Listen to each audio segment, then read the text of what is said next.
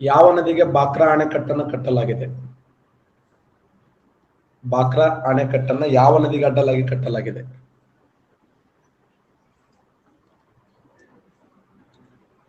ಬಾಕ್ರಾ ಅಣೆಕಟ್ಟನ್ನು ಯಾವ ನದಿಗೆ ಅಡ್ಡಲಾಗಿ ಕಟ್ಟಲಾಗಿದೆ ಅಂದ್ರೆ ಸಟ್ಲೇಜ್ ನದಿಗೆ ಅಡ್ಡಲಾಗಿ ಕಟ್ಟಲಾಗಿದೆ.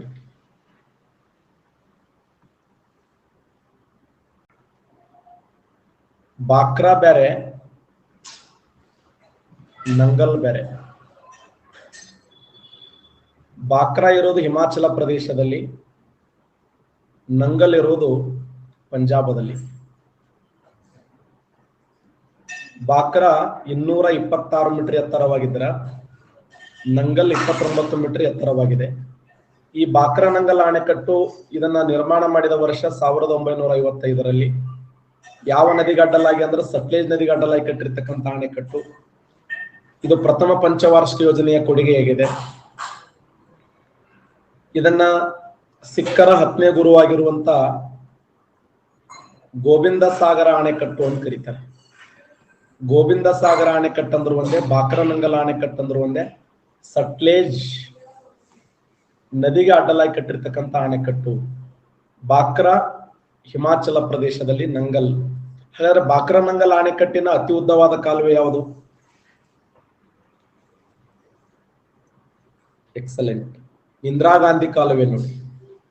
ಇಂದಿರಾ ಗಾಂಧಿ ಕಾಲುವೆ, ಇಂದಿರಾ ಗಾಂಧಿ ಕಾಲುವೆ. ಬಾಕ್ರಾ ನಂಗಲ್ ಅಣೆಕಟ್ಟಿನ ಅತ್ಯಂತ ಉದ್ದವಾಗಿರುವಂತ ಕಾಲುವೆ ಯಾವ್ದಂದ್ರ ಇಂದಿರಾ ಗಾಂಧಿ ಕಾಲುವೆ. ಈ ಇಂದಿರಾ ಗಾಂಧಿ ಕಾಲುವೆ ಅಷ್ಟು ಉದ್ದ ಎಷ್ಟಿದೆ ಅಂದ್ರೆ 760 ಕಿಲೋಮೀಟರ್ ಉದ್ದವಾಗಿದ್ದು 760 ಕಿಲೋಮೀಟರ್ ಉದ್ದವಾಗಿದ್ದು ಪಂಜಾಬ್, ಹರಿಯಾಣ, ರಾಜಸ್ಥಾನ್ ಈ 3 ರಾಜ್ಯಗಳಿಗೆ ನೀರಾವರಿ ಸೌಲಭ್ಯವನ್ನ ಕಲ್ಪಿಸುತ್ತದೆ. ನೆನ್ಪಿಡಿ, ಪಂಜಾಬ್, ಹರಿಯಾಣ ಮತ್ತೆ ರಾಜಸ್ಥಾನ್. ಬಾಕ್ರಾ ನಂಗಲ್ ಅಣೆಕಟ್ಟಿನ ಅತ್ಯಂತ ಉದ್ದವಾದ ಕಾಲುವೆ ಯಾವ್ದಂದ್ರ ಇಂದಿರಾ ಗಾಂಧಿ ಕಾಲುವೆ. 760 ಕಿಲೋಮೀಟರ್ ಉದ್ದವಾಗಿದ್ದು ರಾಜಸ್ಥಾನ, ಪಂಜಾಬ್, ಹರಿಯಾಣ ರಾಜ್ಯಗಳಿಗೆ ನೀರಾವರಿ ಸೌಲಭ್ಯವನ್ನು ಕಲ್ಪಿಸುತ್ತದೆ.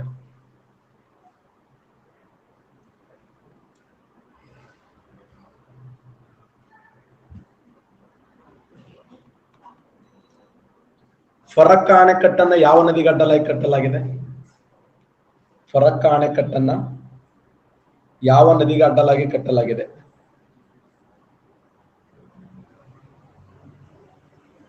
ಫರಕ್ಕಾ ಎಂಬ ಅಣೆಕಟ್ಟನ್ನ ಯಾವ ನದಿಗೆ ಅಡ್ಡಲಾಗಿ ಕಟ್ಟಲಾಗಿದೆ? Important question.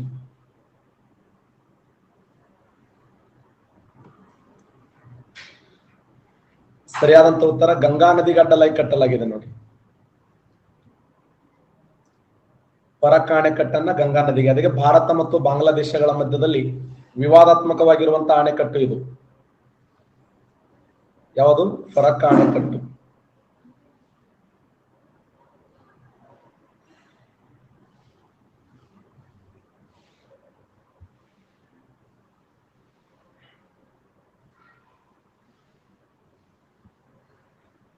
Punjab, Maharashtra, Kerala, Uttar Pradesh.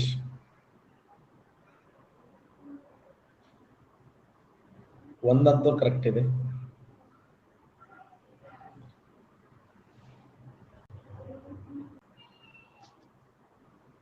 ಒಂದೇದ right ಅನ್ನು ನೋಡಿ. ಪಂಜಾಬ ಸೋನಾ ಮಸರಕ್ಕಿ ಫೇಮಸ್ ಆಗಿದೆ. ಅತಿ ಹೆಚ್ಚು ಸೋನಾ ಮಸರಕ್ಕಿ ಉತ್ಪಾದನೆ ಮಾಡೋದು ಪಂಜಾಬ್ ಆದ್ರೆ, ಮಹಾರಾಷ್ಟ್ರ ಆಲೂಗಡ್ಡೆ, ಕೇರಳ ತೆಂಗು, ಉತ್ತರ ಪ್ರದೇಶ ಏಕದಾಳ ಧಾನ್ಯಗಳು. ಏಕದಳ ಧಾನ್ಯಗಳಿಗೆ ಫೇಮಸ್ ಆದ ಇನ್ನೊಂದು ರಾಜ್ಯ ಅಂದ್ರೆ ಮಧ್ಯಪ್ರದೇಶ್ ನೋಡಿ. ಮಧ್ಯಪ್ರದೇಶ ಮತ್ತು ಉತ್ತರ ಪ್ರದೇಶಗಳು ಫೇಮಸ್ ಆಗಿವೆ. ಪಶ್ಚಿಮ ಬಂಗಾಳ ಸಹ. ಕಾಗೆ ಬಂಗಾರ, ಬಾಕ್ಸೈಟ, ಮ್ಯಾಂಗ್ನೀಸ, ಲಿಗ್ನೈಟ್. ಕಾಗೆ ಬಂಗಾರ ಅಂದ್ರೆ ಯಾವುದು? ಅಬ್ರಕ. ಬಾಕ್ಸೈಟ್ ನೋಡಿ, ಇದು ಬಹಳ ಸಿಂಪಲ್ ಇದೆ ನೋಡಿ.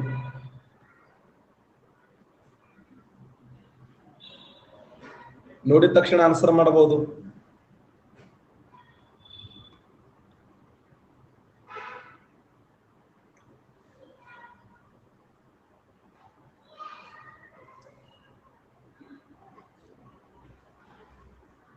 ಸರಿಯಾದಂತ ಉತ್ತರ B1. ಬಾಕ್ಸೈಟ್ ಅಂದ್ರೆ ಅಲ್ಯೂಮಿನಿಯಂ ಕೈಗಾರಿಕೆಗಳು. ಕಾಗೆ ಬಂಗಾರ, ವಿದ್ಯುತ್ ಉಪಕರಣಗಳು, ಮ್ಯಾಂಗನೀಸ್. ಮ್ಯಾಂಗನೀಸ್ ಅದಕ್ಕೆ ಫೇಮಸ್ ಆಗಿದೆ. ಉಕ್ಕು ಮತ್ತು ಕಬ್ಬಿಣದ ಕಾಠಿಣ್ಯತೆಯನ್ನು ಹೆಚ್ಚಿಸುವ ಸಲುವಾಗಿ ಮ್ಯಾಂಗನೀಸ್ ಅನ್ನು ಬಳಸ್ತಾರೆ. ಫೆರುಲಸೈಟ ಬಹಳ ಫೇಮಸ್ ಆಗಿರುವಂತದ್ದು. ಲಿಗ್ನೈಟ ಶಾಖೋತ್ಪನ್ನ ಕೈಗಾರಿಕೆಗಳಿಗೆ ಪ್ರಸಿದ್ಧಿಯಾಗಿದೆ ನೋಡಿ. ಶಾಖೋತ್ಪನ್ನ ಕೈಗಾರಿಕೆಗಳಿಗೆ ಲಿಗ್ನೈಟ್. ಪ್ರಸಿದ್ಧವಾದಂತ ಅಲ್ಯೂಮಿನಿಯಂ ಕೈಗಾರಿಕೆ ಪ್ರಸಿದ್ಧವಾದ ಲೋಹ ಯಾವುದಂತ ಕೇಳಿದ್ದಾನೆ. ಯಾವ್ದಂದ್ರ ಫೆರುಲಸೈಟ್. ಫೆರುಲಸೈಟ್ ಫೆರುಲಸೈಟ್ ಫೇಮಸ್ ಇದೆ ನೋಡಿ.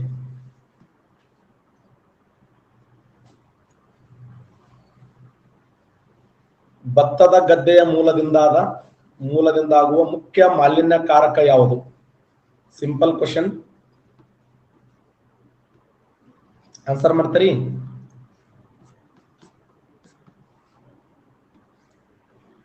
CO, CO2, CHO, NHO.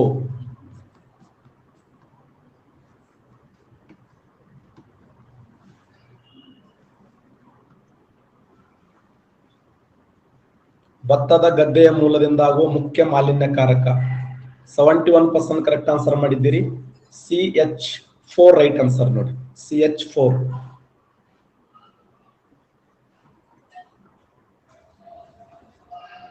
O2,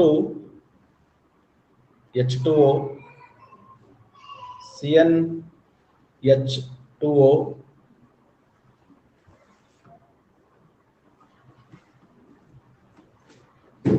C6H12O4, C6H12O6.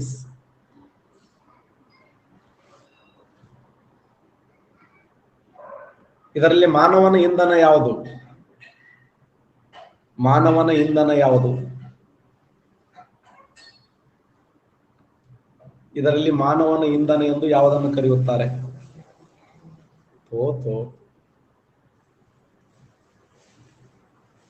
ಸರಿಯಾದಂತ ಉತ್ತರ ಗದ್ದಲ ಹಾಕಿ ಆನ್ಸರ್ ಹಾಕಿ. C6H12O6 ನೋಡಿ. ಇದನ್ನ ಮಾನವನ ಇಂಧನ ಅಂತ ಕರೀತಾರೆ. ಮಾನವನ ಇಂಧನ ಅಂದ್ರೆ ಗ್ಲುಕೋಸ್. ಯಾರವರು? ಮೋಸದುದ್ದಿ ಅನ್ನೋರವರು. ಏನ್ 3 ದಿನ 4 ದಿನ 5 ದಿನ 6 ದಿನ ಊಟ ಬಿಟ್ಟರು ಕೂಡ ಅವ್ರಿಗೆ ಏನಾಗಲ್ಲ ಅಂದ್ರ ಸುಸ್ತು ಅನ್ಸಂಗಿಲ್ಲ. ಯಾರವ್ರು? ಬಿದ್ದು ಅಡ್ಡಾಡೋರವರು.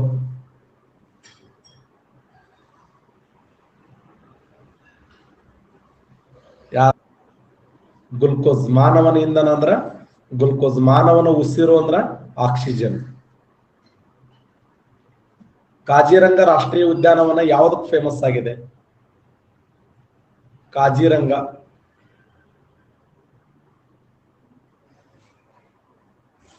ಭಾರತದ ಗೆಂಡಾಮೃಗ, ಆನೆ, ಕರಡಿಗಳು, ಹುಲಿ. ಕಾಜಿರಂಗ ರಾಷ್ಟ್ರೀಯ ಉದ್ಯಾನವನ ಎದಕ್ ಫೇಮಸ್ ಆಗಿದೆ ಅಂದ್ರ ಭಾರತದ ಗೆಂಡಾಮೃಗಗಳಿಗೆ ಫೇಮಸ್ ಆಗಿದೆ ನೋಡಿ. ಅದು ವಿಶೇಷವಾಗಿ ಎಂತ ಗೆಂಡಾಮೃಗಗಳಂದ್ರ ಏಕಕೊಂಬಿನ ಗೆಂಡಾಮೃಗಗಳು ಅಂತ ಹೇಳಿ ಕರಿತೀವಿ. ಏಕಕೊಂಬಿನ ಗೆಂಡಾಮೃಗ. ಗೆಂಡಾಮೃಗ ಯೋಜನೆ ಜಾರಿಗೆ ಬಂದ ವರ್ಷ ಯಾವುದು? 1972, 1985, 1987, 1992. ಏಕಕೊಂಬಿನ ಗೆಂಡಾಮೃಗ ಯೋಜನೆ ಜಾರಿಗೆ ಬಂದ ವರ್ಷ. ಏಕಕೊಂಬಿನ ಗೆಂಡಾಮೃಗ ಯೋಜನೆ ಜಾರಿಗೆ ಬಂದ ವರ್ಷ ಯಾವ್ದಂದ್ರ 1987 ನೋಡಿ. 1987. 1987ರಲ್ಲಿ ಏಕಕೊಂಬಿನ ಗೆಂಡಾಮೃಗ ಯೋಜನೆ ಜಾರಿಗೆ ಬಂತು. ಆ ಏಕಕೊಂಬಿನ ಗೆಂಡಾಮೃಗ ಯೋಜನೆ ನಮ್ಮ ಭಾರತ ದೇಶದ ಅಸ್ಸಾಂ ರಾಜ್ಯದಲ್ಲಿ ಕಂಡುಬರುವಂತ 2 ಪ್ರಧಾನವಾದ ರಾಷ್ಟ್ರೀಯ ಉದ್ಯಾನವನಗಳು.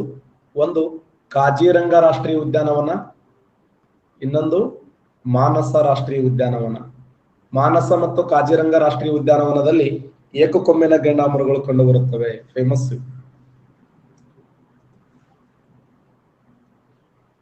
ಸುಂದರ್ಬನ್ನಲ್ಲಿ ಕಂಡುಬರುವಂತ ಅರಣ್ಯದ ವಿಧ ಯಾವುದು? ಸುಂದರ್ಬನ್ ಅನ್ನುವಂತ ಪ್ರದೇಶದಲ್ಲಿ ಕಂಡುಬರುವಂತ ಅರಣ್ಯದ ವಿಧ ಯಾವುದು?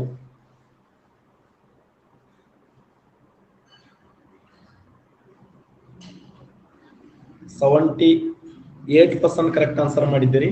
ಮ್ಯಾಂಗ್ರೋವ್ ಅರಣ್ಯಗಳು ಕಂಡು ಬರ್ತವೆ ನೋಡಿ. ಮ್ಯಾನ್ಗ್ರೋವ್ ಅರಣ್ಯಗಳು. ಮ್ಯಾಂಗ್ರೋವ್ ಅರಣ್ಯಗಳು ಎಲ್ಲಿ ಕಂಡು ಬರ್ತಾವ ಅಂದ್ರ ಎಲ್ಲೆಲ್ಲಿ ಸಮುದ್ರದ ದಂಡೆ ಇದೆಯೋ ಸಮುದ್ರದ ದಡದಲ್ಲಿ ನದಿ ಮುಖಜ ಭೂಮಿಗಳಲ್ಲಿ ಅರಣ್ಯ ಕಂಡು ಬರ್ತದೆ. ನದಿ ಸಾಗರ ಸಮುದ್ರ ಸರೋವರ ಸೇರುವಾಗ ತನ್ನ ಮುಖದಲ್ಲಿ ನಿರ್ಮಾಣ ಮಾಡುವ ಭೂಮಿಯನ್ನ ನದಿ ಮುಖಜ ಭೂಮಿ ಅಂತ ಕರಿತೀವಿ.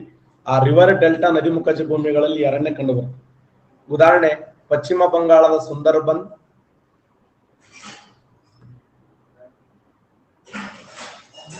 ಒಡಿಶಾ ರಾಜ್ಯದ ಬೈತಾರ ಕನ್ನಿಕಾ,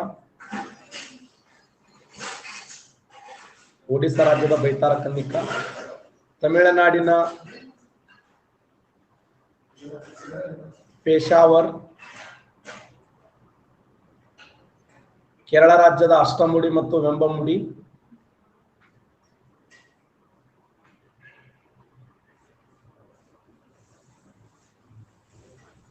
ಪಶ್ಚಿಮ ಬಂಗಾಳದ ಸುಂದರ್ಬನ್, ಒಡಿಶಾ ರಾಜ್ಯದ ಬೈತಾರ ಕನ್ನಿಕಾ, ತಮಿಳುನಾಡಿನ ಚಿದಂಬರಂ ಬಳಿ ಪೇಶಾವರಂ, ಕರ್ನಾಟಕ ರಾಜ್ಯದ ಕುಂದಾಪುರ, ಮಹಾರಾಷ್ಟ್ರದ ರತ್ನಾಗಿರಿ, ಗುಜರಾತ್ ರಾಜ್ಯದ ಕಾತೆವಾಡ,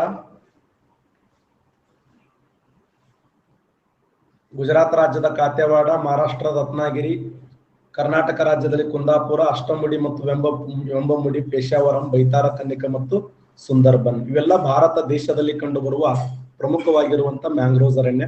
ನಮ್ಮ ದೇಶದಲ್ಲಿ ಮ್ಯಾಂಗ್ರೋವ್ಸ್ ಅರಣ್ಯದ ಪ್ರಮಾಣ ಎಷ್ಟಿದೆ ಗೊತ್ತಾ? 4200 ಚದರ ಕಿಲೋಮೀಟರ್ ಅರಣ್ಯ ಪ್ರದೇಶ ಇದೆ. ಈ ಕಟ್ಟಿಗೆಯನ್ನು ಎದಕ್ಕೆ ಬಳಸ್ತಾರ ಅಂದ್ರ ಹಡಗು ನಿರ್ಮಾಣ ಮಾಡಲು ಬಳಸ್ತಾರೆ, ಬೆಂಕಿ ಪಟ್ಟಣವನ್ನು ತಯಾರಿಸಲು ಬಳಸ್ತಾರೆ, ಚಂಡಮಾರುತಗಳನ್ನು ತಡೆಗಟ್ಟುವ ಸಲುವಾಗಿ ಬಳಸ್ತಾರೆ, ಮಣ್ಣಿನ ಸವಕಳಿ ತಡೆಗಟ್ಟುವ ಸಲುವಾಗಿ ಬಳಸ್ತಾರೆ ಈ ಅರಣ್ಯವನ್ನ. ನನ್ನ ಧ್ವನಿ ಕೇಳಿಸ್ತಾ ಇದೆಯಾ? ಓಕೆ.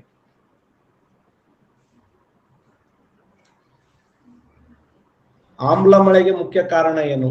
ನೀರಿನ ಮಾಲಿನ್ಯ, ವಾಯು ಮಾಲಿನ್ಯ, ಮಣ್ಣಿನ ಮಾಲಿನ್ಯ, ಮೇಲಿನ ಎಲ್ಲವೂ. ಯಾಕೆ ಆಮ್ಲ ಮಳೆಯ ನಮ್ಮ ದೇಶದಲ್ಲಿ ಈ ಒಂದು ಆಮ್ಲ ಮಳೆ ಆಗ್ತದ? ನಮ್ಕ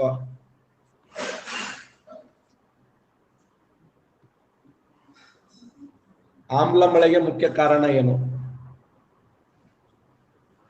ಸರಿಯಾದಂತ ಉತ್ತರ ವಾಯು ಮಾಲಿನ್ಯ. ರೈಟ್ ಆನ್ಸರ್ ನೋಡಿ. ಮೇಲಿನ ಎಲ್ಲವೂ ಯಾಕದು?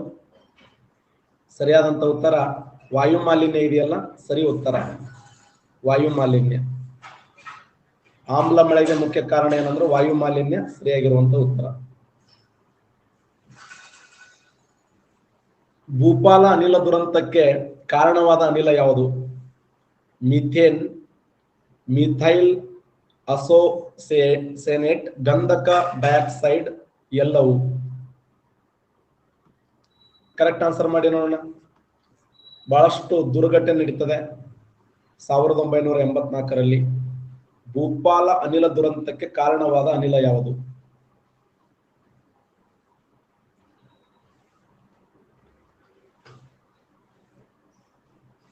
ಸರಿಯಾದಂತ ಉತ್ತರ ಮಿಥೈಲ್ ಅಸೋಸೈನೇಟ್ ಅನ್ನುವಂಥದ್ದು ಈ ಭೂಪಾಲ ಅನಿಲ ದುರಂತಕ್ಕೆ ಕಾರಣವಾಗಿರುವಂತ ಒಂದು ಅನಿಲ ಅಂತ ಹೇಳಿ ಗುರುತಿಸ್ತೀವಿ. ಇತ್ತೀಚೆಗೆ ಆಂಧ್ರ ಪ್ರದೇಶದಲ್ಲಿ ಕೂಡ ಇದೇ ತರದ ಒಂದು ಘಟನೆ ನಡೀತು, ನಿಮ್ಗೆಲ್ಲ ಗೊತ್ತದೆ.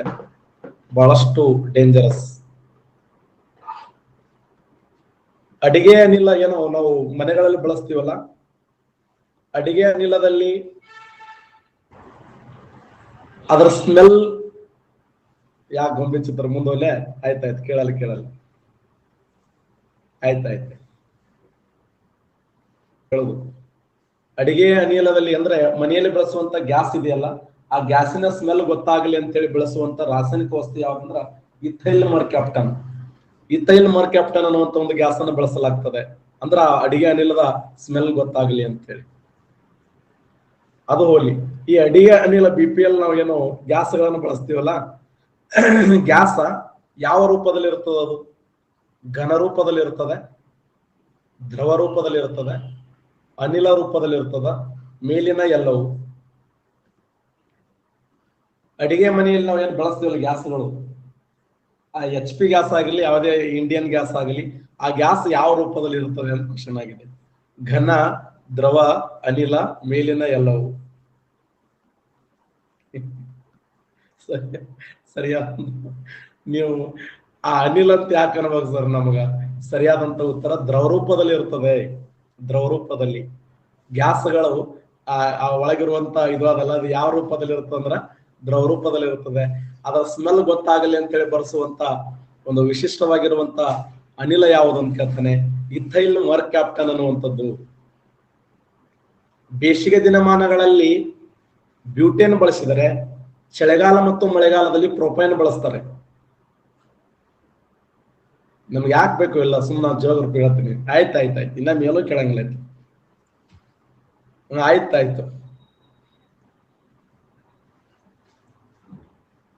ಭಾರತೀಯ ನಿರ್ದಿಷ್ಟವಾದ ಸಮಯ ಮತ್ತು ಗ್ರೀನ್ವಿಚ್ ನಿರ್ದಿಷ್ಟವಾದ ಸಮಯಗಳ ನಡುವಿನ ವ್ಯತ್ಯಾಸ ಎಷ್ಟು? -4 ಗಂಟೆ 30 ನಿಮಿಷ, -5 ಗಂಟೆ, +5 ಗಂಟೆ 30 ನಿಮಿಷಗಳು, +6 ಗಂಟೆ 30 ನಿಮಿಷಗಳು.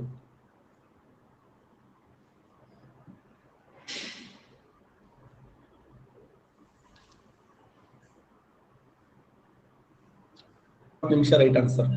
ಹೌದು. ಅಖಂಡ ಭೂಮಿಯನ್ನು ಪರಿಗಣಿಸಿದಾಗ ಭೂಮಿಯ ಮೇಲೆ ಸಮಯ ನಿರ್ಧಾರ ಮಾಡದೆ ಅಂದ್ರೆ GMT.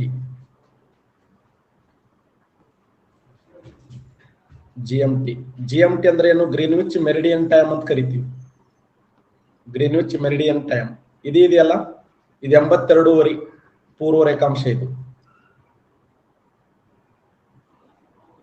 ಈ 82 ಪೂರ್ವ ರೇಖಾಂಶ ಅಂದ್ರೆ ಒಂದೇ, 330 ನಿಮಿಷ ಅಂದ್ರೆ ಒಂದೇ, 5 ಗಂಟೆ 30 ನಿಮಿಷ ಅಂದ್ರೆ ಒಂದೇ. ಯಾಕಂದ್ರ 0 ಡಿಗ್ರಿಯಿಂದ ಪೂರ್ವಕ್ಕೆ ಹೋದಂಗ 4 ನಿಮಿಷ ಪ್ಲಸ್ ಮಾಡ್ತಾ ಹೋಗ್ಬೇಕದು. ಪ್ರತಿ 2 ರೇಖಾಂಶಗಳ ಮಧ್ಯದ ಅಂತರ ಎಷ್ಟಂದ್ರೆ 4 ನಿಮಿಷ. ಈ 82 ನಾನು ಈ ತರನು ಬರಿಬೋದಲ್ಲ, 80 + 2 + ಅರ್ಧ. ಒಂದ್ ರೇಖಾಂಶ ಅಂದ್ರೆ 4 ನಿಮಿಷ, ಅರ್ಧ ರೇಖಾಂಶ ಅಂದ್ರೆ 2 ನಿಮಿಷ, ಒಂದ್ ರೇಖಾಂಶ ಅಂದ್ರೆ 4 ನಿಮಿಷ, 2 ರೇಖಾಂಶ ಅಂದ್ರೆ 8 ನಿಮಿಷ. 8 × 4 = 32, 320 ನಿಮಿಷ. ಒಟ್ಟು ಕೂಡಿಸಿದ್ರೆ 330. 8 × 2 = 10. 320 8 2 8 2 10. ಕೈಲ ಬಂತು 1 2 1 3 3 330.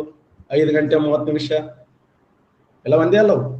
ಅದಕ್ಕ GMTಗಿಂತ ಭಾರತ ದೇಶದ ಸಮಯ ಎಷ್ಟು ಗಂಟೆ ಮುಂದಿರುತ್ತೆ ಅಂದ್ರ 5 ಗಂಟೆ 30 ನಿಮಿಷ ಮುಂದಿರುತ್ತದೆ. GMTಗಿಂತ ಭಾರತ ದೇಶದ ಸಮಯ 5 ಗಂಟೆ 30 ನಿಮಿಷ ಇರ್ತದ. ಸರ್ ಮತ್ತೆ ಇದನ್ನ 82 ಹೆಂಗ್ ತಗೊಂಡ್ರಿ? ಬೆಂಕಿಯಾಚಲ ನಮ್ಗೆ ಗೊತ್ತಾಗಲಿಲ್ಲ. ಅದನ್ನ ಯಾಕೆ ತಗೊಂಡೆ ಅಂದ್ರ, ಭಾರತ ದೇಶ 67 ಪೂರ್ವ ರೇಖಾಂಶದಿಂದ 98 ಪೂರ್ವ ರೇಖಾಂಶಗಳ ಮಧ್ಯೆ ಹಂಚಿಕೆಯಾಗಿದೆ. 68 ಪೂರ್ವ ರೇಖಾಂಶದಿಂದ 97 ಪೂರ್ವ ರೇಖಾಂಶಗಳ ಮಧ್ಯೆ ಭಾರತ ಹಂಚಿಕೆಯಾಗಿದೆ. 68 ಪೂರ್ವ ರೇಖಾಂಶ, 97 ಪೂರ್ವ ರೇಖಾಂಶ ಎರಡು ಕೂಡಿಸಮಲ್ಲ. 68 97 ಕೂಡಿಸಿದೇವಂದ್ರ 8 7 15. ಕೈಲ ಬಂತು 1 9 1 10 6 16 165. 165ರ ಅರ್ಧ /2.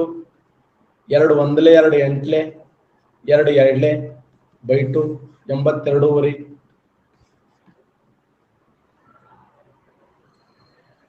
ಹೌದಿಲ್ಲ? ಈಗ ಹೊಲ ಲೆಕ್ಕ ಮಾಡ್ತಿರ್ತೀವಿ ನಾವು. ಹೊಲ ಲೆಕ್ಕ ಮಾಡಿದಾಗ ಕರೆಕ್ಟ್ ಅರ್ಧ ಅರ್ಧ ಕಟ್ ಮಾಡ್ತೀವಿಲ್ಲ ನಾವು.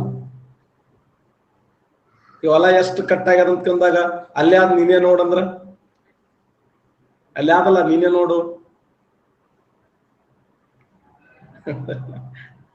68 97ರ ಅರ್ಧ ಎಷ್ಟಿದೆ ಅಂತಂದ್ರೆ 82.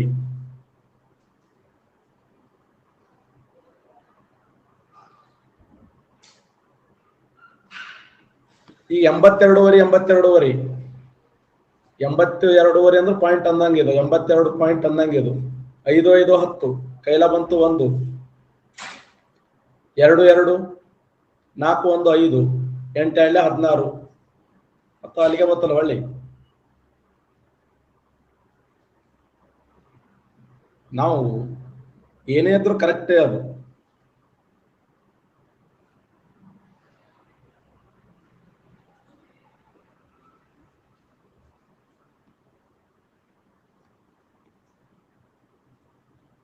ನೆಕ್ಸ್ಟ್, ನಮಗೆ ಗೊತ್ತಿರುವ ಅತ್ಯಂತ ಕಠಿಣವಾದ ವಸ್ತು ಯಾವುದು? ನಮಗೆ ಗೊತ್ತಿರುವಂತ ಅತ್ಯಂತ ಕಠಿಣವಾದ ವಸ್ತು ವಜ್ರ, boron carbide, aluminium carbide, silicon carbide. ಸರಿಯಾದಂತ ಉತ್ತರ ವಜ್ರ. ರೈಟ್ ಆನ್ಸರ್ ನೋಡಿ. ವಜ್ರ ಸರಿಯಾಗಿರುವಂತ ಉತ್ತರ. ನಮಗೆ ಗೊತ್ತಿರುವ ಅತ್ಯಂತ ಕಠಿಣವಾದ ವಸ್ತು ಯಾವ್ದಂದ್ರೆ ವಜ್ರ.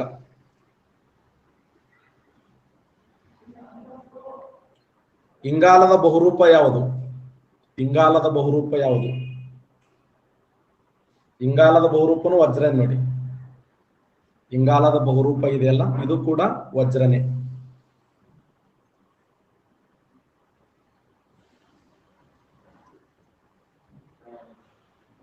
ಈ ಕೆಳಗಿನಲ್ಲಿ ಯಾವುದು ಕೃಷ್ಣಾ ನದಿಯ ಉಪನದಿ ಅಲ್ಲ? ಘಟಪ್ರಭಾ, ಮಲಪ್ರಭಾ, ಭೀಮಾ, ಭದ್ರಾ.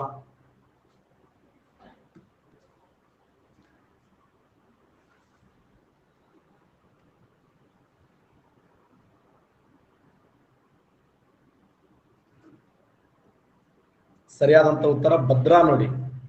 ತುಂಗಾ ಮತ್ತು ಭದ್ರಾ ಅಂತ ಕರಿತೀವಲ್ಲ. Ghataprabha, Malaprabha, Bhima right answer. ಗೋಕಾಕ್ ಜಲಪಾತ ಯಾವ ನದಿಯಿಂದ ನಿರ್ಮಾಣಗೊಂಡಿದೆ? ಗೋಕಾಕ್ ಫಾಲ್ಸ್ ಬಾಯ್. ಶಬಾಷ್. ಘಟಪ್ರಭಾ ನದಿಯಿಂದ ಗೋಕಾಕ್ ಜಲಪಾತ ನಿರ್ಮಾಣಗೊಂಡಿದೆ. ನವಿಲುತೀರ್ಥ ಡ್ಯಾಮ್, ನವಿಲುತೀರ್ಥ ಡ್ಯಾಮ್ ಯಾವ ನದಿಯಿಂದ ನಿರ್ಮಾಣಗೊಂಡಿದೆ? ನವಿಲುತೀರ್ಥ ಡ್ಯಾಮ್ ಯಾವ ನದಿಯಿಂದ ನಿರ್ಮಾಣಗೊಂಡಿದೆ ಅಂದ್ರ ಮಲಪ್ರಭಾ ನದಿಯಿಂದ ನಿರ್ಮಾಣಗೊಂಡಿದೆ. ನವಿಲುತೀರ್ಥ ಡ್ಯಾಮ್ ಯಾವ ನದಿಯಿಂದ ಅಂದ್ರ ಮಲಪ್ರಭಾ ನದಿಯಿಂದ ನಿರ್ಮಾಣಗೊಂಡಿದೆ. ಭಾರತ ದೇಶದಲ್ಲಿ ಅರಾವಳಿ ಬೆಟ್ಟಗಳದಾವೆ, ಕರೆಕ್ಟಾ? ಇದು ಒಂದರ ಮೇಲೆ ಹಾಕಿಬಿಡಬಹುದಲ್ಲ ಆನ್ಸರ್.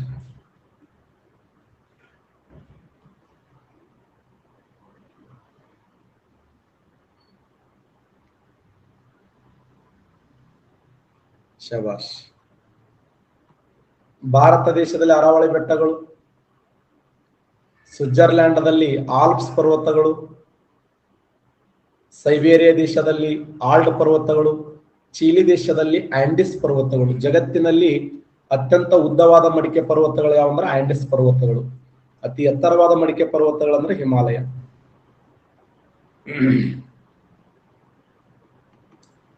ಕೇರಳ, ಮಹಾರಾಷ್ಟ್ರ, ಪಂಜಾಬ್, ಗುಜರಾತ್. ಇದು ಕೂಡ ಬಹಳ ಸಿಂಪಲ್ ಆಗಿರುವಂತ ಪ್ರಶ್ನೆ. ಆನ್ಸರ್ ಮಾಡ್ತಾರೆ ಇದನ್ನ ಮೇಡಮ್, ಆನ್ಸರ್ ಮಾಡಿ. ಕೇರಳ, ಮಹಾರಾಷ್ಟ್ರ, ಪಂಜಾಬ್, ಗುಜರಾತ್. ಶಬಾಷ್, ವೆರಿ ಗುಡ್. 72% ಕರೆಕ್ಟ್ ಆನ್ಸರ್ ಮಾಡಿದ್ದೀರಿ. ಕೇರಳ ರಾಜ್ಯದಲ್ಲಿ ತಯ್ಯಮ್ಮ, ಮಹಾರಾಷ್ಟ್ರದಲ್ಲಿ ಲಾವಣಿ, ಪಂಜಾಬದಲ್ಲಿ ಬಾಂಗ್ರಾ, ಗುಜರಾತ್ ರಾಜ್ಯದಲ್ಲಿ ಗರ್ಭಾ.